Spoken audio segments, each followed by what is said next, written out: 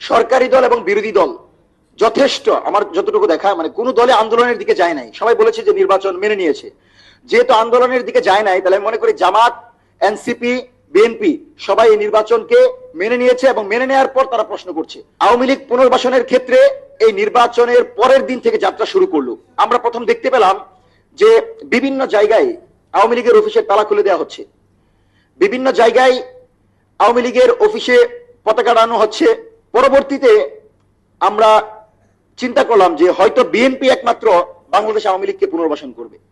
কিন্তু অবাক করা বিষয় যে বিরোধী দল বাংলাদেশের জনগণের পক্ষে দাঁড়িয়েছিল, জুলাই সনদের পক্ষে দাঁড়িয়েছিল, সেই দল নারায়ণগঞ্জ 4 আসনে আওয়ামী লীগ নেতাকর্মীদের ইফতার মাহফিলে নিজেদের মঞ্চে বসিয়েছে। সুতরাং আমাদের কথা হচ্ছে, বাংলাদেশের সকল দল যদি বলে যে আওয়ামী লীগকে গণতান্ত্রিক রাজনীতিকে দোহাই দিয়ে বাংলাদেশে নিয়ে আসতে হবে, সকল দল যদি বলে আওয়ামী লীগকে বাংলাদেশে রাজনীতি করার সুযোগ দেওয়া হবে, আমরা একজন জুলাই যোদ্ধা বেঁচে থাকতে বাংলাদেশে আওয়ামী লীগকে স্বনামে রাজনীতি করতে দিব না।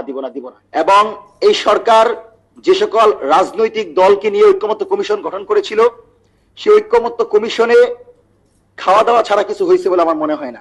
কিন্তু আপনি যদি অঙ্গীকারনামার দিকে তাকান, দেখা যাবে 4 থেকে শুরু করে 7 পর্যন্ত একটা অঙ্গীকারও এই পরবর্তী রাজনীতিবিদরা পালন করার ব্যাপারে ইতিবাচক পদক্ষেপ এখনো নেয় নাই। যেখানে বলা হচ্ছে যে দীর্ঘ 16 বছরের গুম, খুন, মানবতা বিরোধী অপরাধ ইত্যাদির বিচার হবে, যে বিচার হবে আন্তর্জাতিক অপরাধ ট্রাইব্যুনালের মাধ্যমে।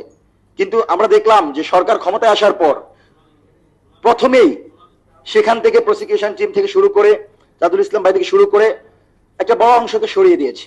আওয়ামী লীগ বাংলাদেশে ফ্যাসিবাদ তৈরি করতে পেরেছিল এই কারণে যে আওয়ামী লীগ চেষ্টা করেছে বাংলাদেশের প্রতিটি সেক্টরে দলীয়করণ করার, প্রতিটি সেক্টরে নিজেদের লোককে বসানোর। ঠিক একইভাবে আমরা এই নির্বাচনের পরে দেখলাম পুলিশ থেকে শুরু করে প্রতিটি সেক্টরে আবারও দলীয়করণ শুরু হয়েছে।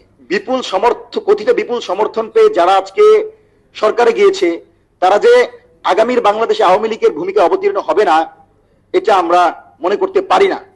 এবং আমরা আশঙ্কা করছি, যদি জুলাই সনদের আইনি ভিত্তি নিশ্চিত না হয়, যদি সংস্কার পরিষদের শপথ তারা না নেয়, তাহলে যারা আমরা মাঠে ছিলাম তাদের প্রতিপক্ষ ছাড়া তাদের অন্য কোনো অবস্থান থাকবে না, তারা আমাদের প্রতিপক্ষ হয়ে যাবে।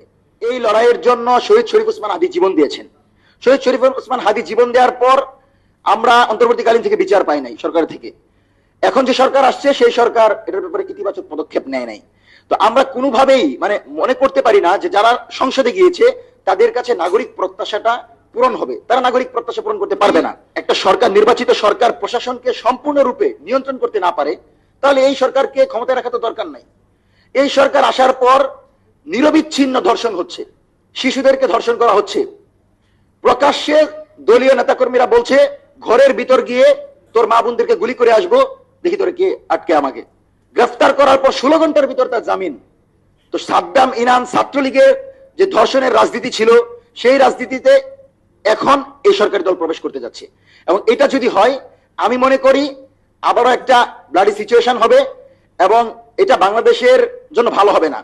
শহীদ প্রেসিডেন্ট জিয়াউর রহমান যে বলেছিল, যখন জনগণের সরকার আসবে আমরা 72-এর সংবিধানকে ছুড়ে ফেলবো, সেই খালেদা জিয়ার চেয়ে এখন প্রো বিএনপি হচ্ছে।